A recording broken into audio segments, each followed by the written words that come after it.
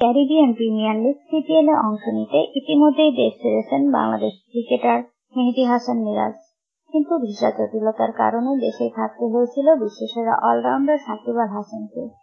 অবশেষে সমস্ত জটিলতা কাটিয়ে ভিসা হাতে পেয়েছেন সাকিব আল হাসান, যার ফলে আজ রাতে সিপিএল এ যোগ দেওয়ার উদ্দেশ্যে উড়াল দিতে যাচ্ছেন তিনি। বাংলাদেশ জাতীয় দলের অলরাউন্ডার সাকিব আল হাসান সিপিএল এ এবারে আসরে মাঠ মাতাবেন প্রতিযোগিতার শেষ বর্তমান চ্যাম্পিয়ন্স দল জামাইকা তালোয়ার্সের হয়ে। দলটিকে চ্যাম্পিয়ন্স করতে গত আসরে গুরুত্বপূর্ণ ভূমিকা পালন করেছিলেন বাঁহাতি এই অলরাউন্ডার, যার ফলে তাকে এবছরও স্কোয়াডে রেখে দেয় দলটি। দলের সাথে যোগ দিতে 29 জুলাই দেশ ছাড়ার কথা থাকলেও ভিসা সংক্রান্ত জটিলতায় তা সম্ভব হয়নি, আর এর ফলে বাধ্য হয়ে আরো কয়েকটা দিন দেশে থাকতে হয় সাকিবকে। এবারের প্রতিযোগিতায় জামাইকার প্রথম ম্যাচ 5 আগস্ট।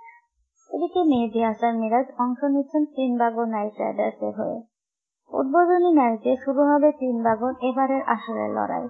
প্রতিযোগিতাকে সামনে রেখে ইতিমধ্যে ত্রিনবাগোর সাথে যোগ দিয়েছেন মেহেদী হাসান মিরাজ। 4 আগস্ট থেকে পঞ্চমবারের মতো শুরু হতে যাচ্ছে ক্যারিবিয়ান সুপার লিগ সিপিএল। আমাদের চ্যানেল সাবস্ক্রাইব করুন, আমাদের সাথেই থাকুন আর খেলার নতুন নতুন খবর জানুন।